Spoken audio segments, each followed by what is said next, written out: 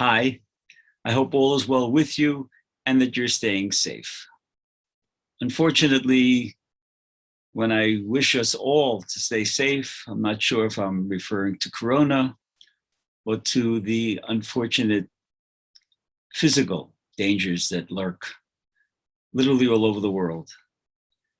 Either way, the Rebbeinu Shalom should protect us all. In this week's Parshas Bamidbar, which we're learning in Eretz Yisrael, the Rebbeinu Shalom commands Moshe Rabbeinu to take a census. And in most cases, he wants Moshe Rabbeinu to count all those males from the age of 25 and older.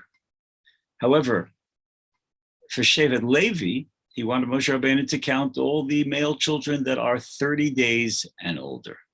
Moshe Rabbeinu asked the Rebbeinu Shalom, how could I possibly do that? In order to do that, I'd have to enter the tents to see these young babies, and that would not be appropriate.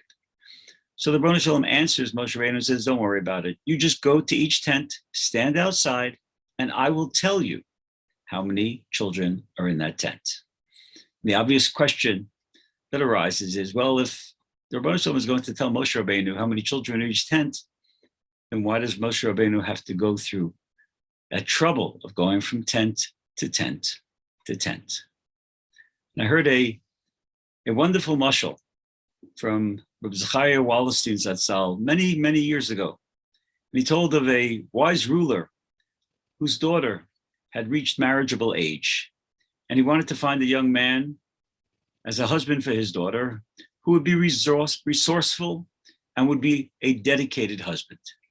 So he built a tower, 200 floors. And he challenged all the young men, whoever can climb those 200 floors in an hour, I will give him the hand of my daughter. And all the men who wanted to be the son-in-law of this wise ruler started running up the stairs, and they went from floor to floor. And then when they reached the 100th floor, they were exhausted, and they realized they only had a few minutes left, so they gave up and went back down. And there was one young man who, when he got to the 100th floor, said to himself, I know the individual who built this tower. He's a wise individual, and he's a benevolent individual. He wouldn't have built a 200-floor tower that would be impossible to climb in an hour. Yet he's asking us to climb in an hour. So even though I'm exhausted, let me continue the climb. And he continued, and he only had 10 minutes left for 100 floors. And he climbed to the 101st and the 2nd and the 3rd.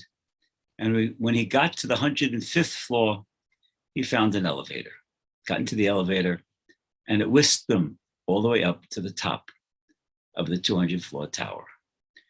The Rebbeinu Shalom is teaching us through Moshe Rabbeinu that there are many things in life that we're going to have to do that are going to seem impossible. And the Rebbeinu Shalom is going to help us. But in order to help us, he has to first see that we are dedicated, that we are committed, and that we are willing to make the effort. And if we make the effort, Mirza Hashem, we will see the Siyata D'Shmaya from the Rebbeinu Shalom. Life is a challenge, especially Bizman Hazeh.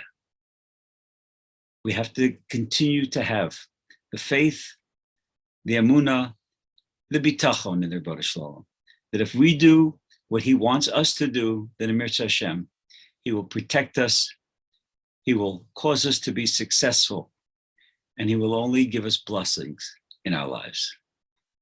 Have a wonderful day and a meaningful Shabbos.